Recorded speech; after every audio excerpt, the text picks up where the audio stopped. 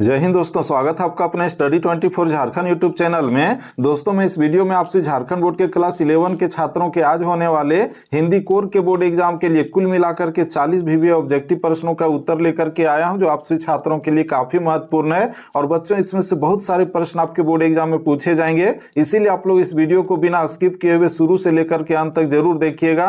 और साथ ही साथ इसके अतिरिक्त इससे पहले भी मैंने आपके लिए और भी VBA ऑब्जेक्टिव प्रश्नों के उत्तर को अपलोड किया, उसे भी आप लोग जरूर देख लीजिएगा। तो दोस्तों चलिए हम लोग आगे बढ़ते हैं और इसमें जो आपका 40 VBA ऑब्जेक्टिव प्रश्न दिए गए हैं तो उसके उत्तर को हम लोग एक एक करके देखते हैं। जिसमें आपका सबसे पहले दिया गया खंड का पठित बोध, और यहाँ पर निर्देश दिया गया कि निम्नलिखित गद्यांश को ध्यान पूर्वक पढ़कर प्रश्न संख्या 1 से 4 के लिए सही विकल्प का चयन कीजिए। यानी कि यहाँ पर ये जो गद्यांश दिया गया कहानी के जैसा, तो इसको ध्यान पूर्वक पढ़ना और पढ़ने के बाद नीचे दिए गए कुल मिलाकर के 4 प्रश्नों का उत्तर लिखना है। जिसमें यहाँ पर गद्यांश में दिया गया है कि पर्यावरण की समृद्धि से मन एवं भावना का सहज विकास होता है। आगे लिखा हुआ है कि पर्यावरण और भावना के बीच बड़ा सूक्ष्म और संवेदनशील संबंध होता है, और आज की स्थिति में जिस तरह शारीरिक और मानसिक रोगों की बाढ़ आ गई है, इसका मुख्य कारण पर्यावरण का विनाश है। इसके बाद आगे इसमें लिखा हुआ है कि प्रातः पंछियों की चहचहाहट से मन खिल जाता था और शाम की गोधूली बेला में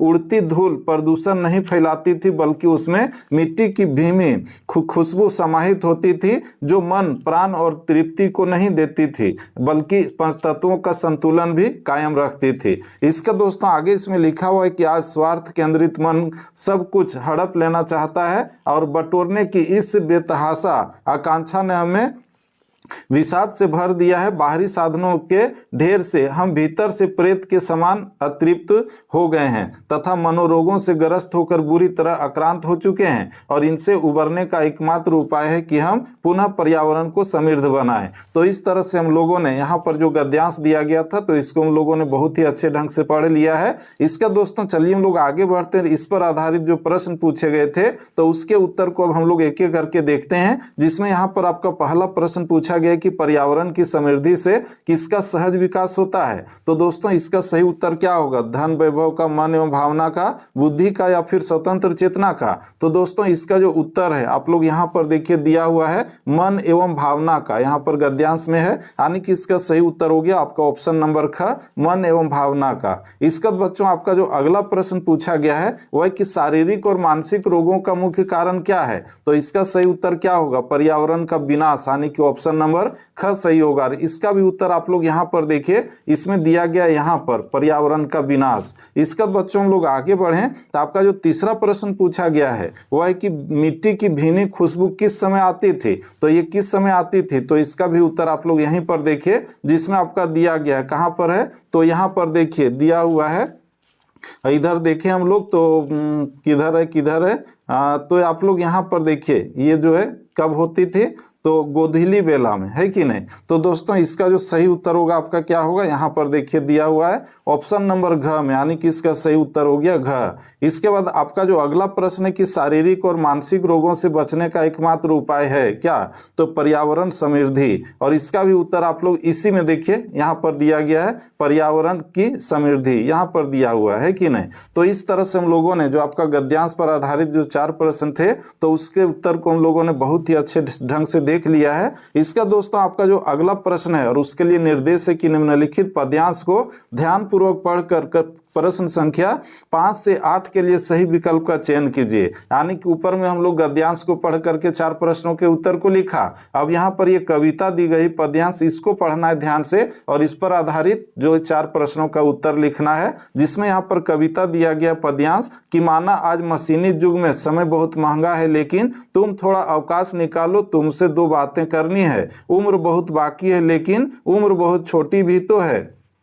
एक स्वप्न मोती का है, तो एक स्वप्न रोटी भी तो है। आगे की सोया है विश्वास जगा लो, हम सबको नदियां तरनी है, और तुम थोड़ा अवकाश निकालो, तुमसे 2 बातें करनी है। तो इस तरह से इस कविता को हम लोगों ने बहुत ही अच्छे ढंग से पढ़ लिया है। इसका चलिए इस पर आधारित जो प्रश्न पूछे गए उसके उत्तर को हम लोग देखें। तो यहाँ पर आपका प्रश्न पूछा गया कि समय महंगा होने का क्या अर्थ है, तात्पर्य है। तो दोस्तों इसका सही उत्तर क्या होगा? इसका सही उत्तर होगा समय बहुमूल्य है, यानी कि ऑप्शन नंबर क सही हो जाएगा। इसके बाद आपका जो छठा प्रश्न पूछा गया है वो पूछा गया है कि एक स्वप्न मोती का है, यहाँ मोती का स्वप्न किसका प्रतीक है? तो दोस्तों इसका सही उत्तर क्या होगा? यहाँ जो छठा प्रश्न पूछा गया है जीवन की मूलभूत आवश्यकता कहने की, ये आपका सही उत्तर ग होगा। इसका सातवां प्रश्न है कि घुटनों में माथा रखने से पोखर पार नहीं होता है से कवि का आशय है, क्या है? ये आपके पाठ्य पुस्तक से दिया गया है। तो इसका सही उत्तर क्या होगा? तो बच्चों इसका जो सही उत्तर होगा मनुष्य को आगे बढ़ने के लिए सक्रिय होना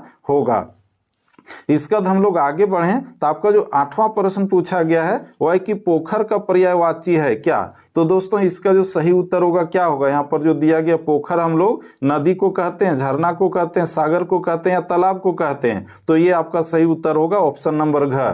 तो इस तरह से हम लोगों ने अभी तक कुल मिलाकर के 8 प्रश्नों के उत्तर को देख लिया है। इसका दोस्तों हम लोग आगे बढ़ें तो आगे आपका दिया गया खंड ख जिसमें रचनात्मक लेखन तथा अभिव्यक्ति और माध्यम से प्रश्न पूछे गए हैं, जिससे 9वां प्रश्न है कि सर्वप्रथम मुद्रण का प्रारंभ कहाँ हुआ था? तो ये आप लोगों को पता ही होगा, सबसे पहले जो छापाखाना का प्रयोग हुआ था वो आपका चीन में हुआ था, यानी कि ऑप्शन नंबर क सही होगा। और वहीं पर सबसे पहले कागज का नोट भी चला था। तो इस तरह से 9वें प्रश्न के उत्तर को हम लोगों ने देखा। इसका दोस्तों आपका जो 10वां प्रश्न पूछा गया है वह है कि अपने से छोटों को पत्र में क्या संबोधन किया जाता है? पूजनीय तो ये नहीं होगा, महोदय भी नहीं होगा, चिरंजीवी होगा, यानी कि ऑप्शन नंबर ग आपका सही है। समझ रहे हैं? छोटे भाई को अगर पत्र लिखेंगे तो उसको चिरंजीवी कह करके संबोधित करेंगे। इसका बच्चों हम लोग आगे बढ़ें तो आपका जो अगला प्रश्न पूछा गया है कि मल्टीमीडिया का उपयोग किस क्षेत्र में होता है? शिक्षा में, व्यवसाय में, चिकित्सा में, विज्ञान में या इनमें सभी? तो बच्चों इसका सही उत्तर होगा ऑप्शन नंबर घ, इनमें से सभी। इसका हम लोग आगे बढ़ें तो आपका जो अगला प्रश्न पूछा गया है 12वां प्रश्न की उल्टा पिरामिड शैली का प्रयोग निम्न में से किस लेखन में होता है? तो दोस्तों इसका जो प्रयोग किया जाता है आपका समाचार लेखन में, जो आपका ऑप्शन नंबर घ में दिया गया। आप लोग इसको याद रखिएगा, ये बहुत महत्वपूर्ण प्रश्न है। समझ गए? उल्टा पिरामिड शैली का प्रयोग निम्न में से किस लेखन में होता है? तो समाचार लेखन में। इसका बच्चों आपका अगला प्रश्न पूछा गया कि फीचर लेखन की विशेषता नहीं है, कौन? तो दोस्तों यहाँ पर जो आप लोगों का दिया गया है तो क में है मनोरंजन करना, ये सही है। ख में है सूचनात्मकता, ये भी सही है। और ग में दिया गया नीरस शोध रिपोर्टिंग, ये नहीं होगा। तय ढांचा का अभाव, ये भी आपका सही है। लेकिन इसमें कहा जाए तो जो गलत बोला गया है, जो नहीं है, वो आपका ऑप्शन नंबर ग होगा, यानी कि देखा जाए तो यही आपका सही उत्तर है 13वें प्रश्न का। इसका बच्चों आपका 14वां प्रश्न है कि पत्रकारिता शब्द का आरंभ किस विद्या से हुआ है? तो पत्रकारिता शब्द का जो आरंभ हुआ है आपका समाचार पत्र से हुआ, यानी कि ऑप्शन नंबर ख सही होगा। ठीक है, पत्रकारिता शब्द का आरंभ किस विद्या से हुई है? तो समाचार पत्र से। इसका दोस्तों आपका अगला प्रश्न पूछा गया है वह है कि लोकतंत्र के अविभाज्य अंग के रूप में किसे जाना जाता है? पत्रकारिता को, अध्ययन को, साहित्य लेखन को या फिर रोजगार को? तो दोस्तों इसका जो सही उत्तर होगा आपका ऑप्शन नंबर क ही होगा, पत्रकारिता को। लोकतंत्र का इसको चौथा स्तंभ कहा जाता है। समझ रहे हैं? लोकतंत्र का चौथा स्तंभ क्या है? पत्रकारिता। इसका दोस्तों आपका अगला प्रश्न है कि रिपोर्ट में दी गई जानकारी का स्वरूप कैसा होना चाहिए? काल्पनिक, कथ्यात्मक, विस्तृत, तथ्यात्मक और सही घटना पर आधारित? क्या होगा? तो बच्चों इसका सही उत्तर होगा आपका ऑप्शन नंबर घ, तथ्यात्मक और सच्ची घटना पर आधारित। इसके बाद हम लोग आगे बढ़ें तो आपका जो नेक्स्ट क्वेश्चन पूछा गया हुआ है कि भारत में हिंदी का प्रथम समाचार पत्र कौन सा माना जाता है? तो बच्चों इसका जो सही उत्तर होगा आपका उदंत मार्तंड होगा, ये आपका सही उत्तर है। ठीक है, इसका बाद आपका अगला प्रश्न है कि रेडियो के श्रोताओं को कौन सी सुविधा उपलब्ध नहीं है? तो दोस्तों इसका जो सही उत्तर होगा, यहाँ जो ऑप्शन दिया गया है तो इसमें देखा जाए तो पूरा समाचार सुनने की ये तो रहता ही है, एक के बाद दूसरा समाचार सुनने की ये भी रहता है, कठिन शब्द को ढूंढने की, इसमें सर्चेबल कोई चीज नहीं होता है। तो इस तरह से इसका सही उत्तर होगा ऑप्शन नंबर ग, कठिन शब्द को ढूंढने की। ठीक है, इसका बच्चों आपका अगला जो प्रश्न है वो आपका खंड ग का है, जिसमें आपका निर्देश है, पाठ्य पुस्तक से प्रश्न पूछे गए हैं और इसमें निर्देश है कि निम्नलिखित पद्यांश को ध्यानपूर्वक पढ़कर प्रश्न संख्या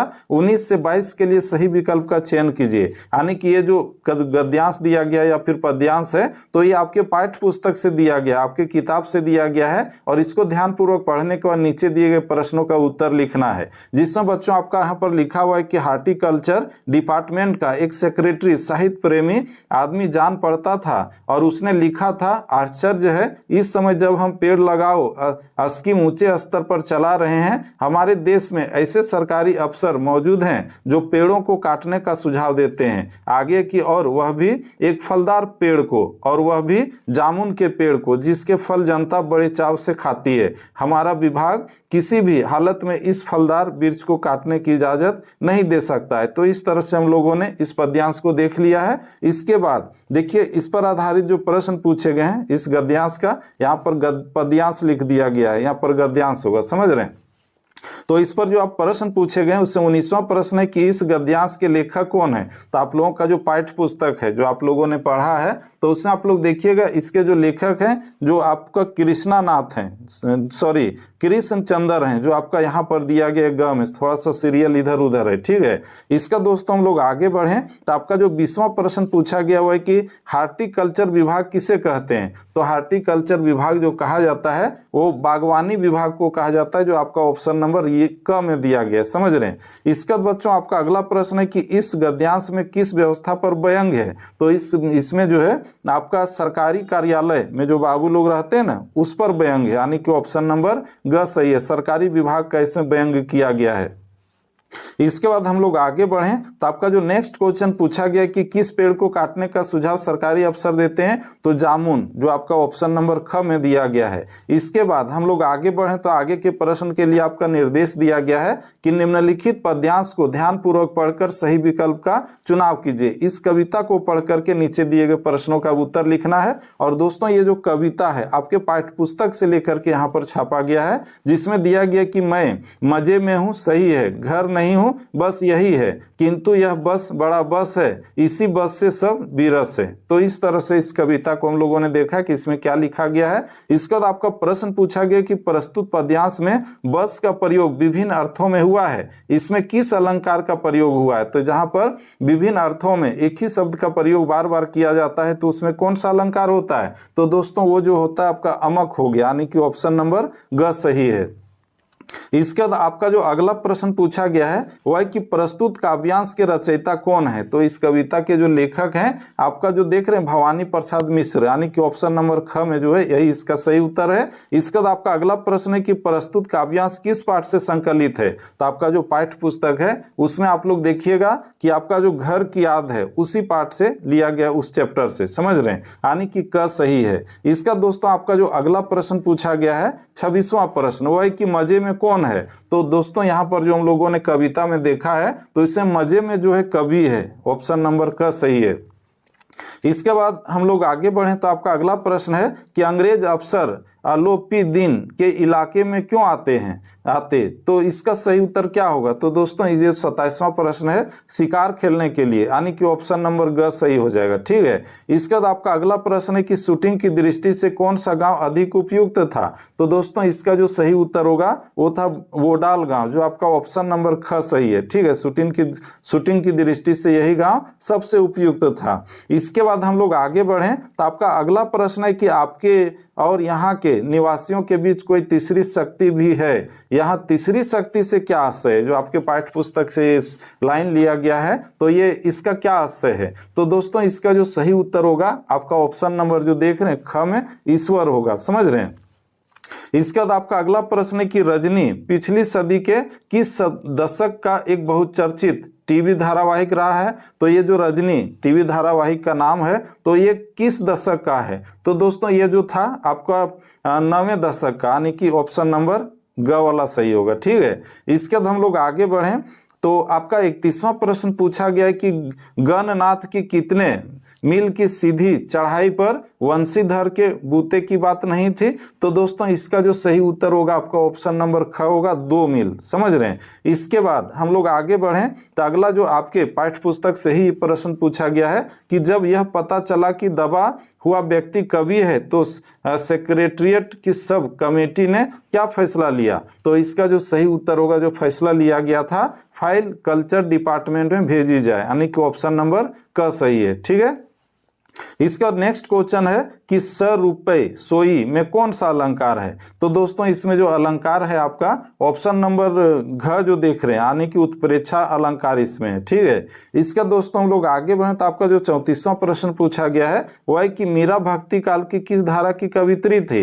तो दोस्तों ये जो कवित्री थी किस धारा की थी, तो वो थी आपका जो हम लोग देख रहे हैं यहाँ पर देखें तो सगुण धारा और निर्गुण धारा दोनों गुण उनमें निहित थे, यानी कि इसका सही उत्तर हो जाएगा ऑप्शन नंबर ग, विकल्प क एवं ख दोनों। ठीक है, इसका अगला प्रश्न है कि घर की याद कविता में कवि ने किसे संवेदवाहक बनाया है। तो दोस्तों इसमें जो संदेशवाहक उसने बनाया है वो सावन को बनाया है, यानी कि ऑप्शन नंबर ख सही है। ठीक है, इसका दोस्तों हम लोग आगे बढ़े तो आपका नेक्स्ट क्वेश्चन पूछा गया है कि चिराग मयस्सर दरख्त किस भाषा के शब्द हैं। तो दोस्तों ये जो शब्द हैं आपका उर्दू का है, समझ रहे हैं, उर्दू भाषा का। ठीक है, ये हिंदी का नहीं, खड़ी बोली नहीं, विरज नहीं, उर्दू हो जाएगा। ठीक है, इसके बाद आपका जो अगला प्रश्न पूछा गया हुआ है कि किसी के मरने पर गाया जाने वाला गाना कहलाता है। किसी के मरने पर जो गाना गाया जाता है वो क्या कहलाता है, तो कहलाता है मरसिया। मरसिया मरने के बाद जो गाया जाता है क्या है, मरसिया। ठीक है, इसका दोस्तों आपका नेक्स्ट क्वेश्चन जो पूछा गया है वह है कि भारतीय गायिकाओं में बेजोड़ लता मंगेशकर किसने लिखा है। तो ये जो लिखने वाले का नाम है आपका हम लोग जो देख रहे हैं ऑप्शन नंबर क में जो दिया गया है, यानी कि कुमार गंधर्व, ये आपका सही है। ठीक है, भारतीय गायिकाओं में बेजोड़ लता मंगेशकर किसने लिखा, कुमार गंधर्व ने। इसके बाद अगला प्रश्न है कि कुएं की खुदाई का काम कौन करता है। कुएं की खुदाई का काम कौन करता है, तो वो जो करता है आप लोग जो पाठ्य पुस्तक में पढ़े हैं वो करता है चेजारो, यानी कि ऑप्शन नंबर ग सही है। ठीक है, इसका दोस्तों हम लोग आगे बढ़े तो आपका यहाँ पर जो अंतिम प्रश्न पूछा गया है वो पूछा गया कि आलो अंधारी शीर्षक आत्मकथांश में किसके जीवन संघर्ष का वर्णन है। तो दोस्तों इसका जो सही उत्तर होगा आपका बेबी हलदार का, यानी कि ए आपका सही है, दूसरा ख।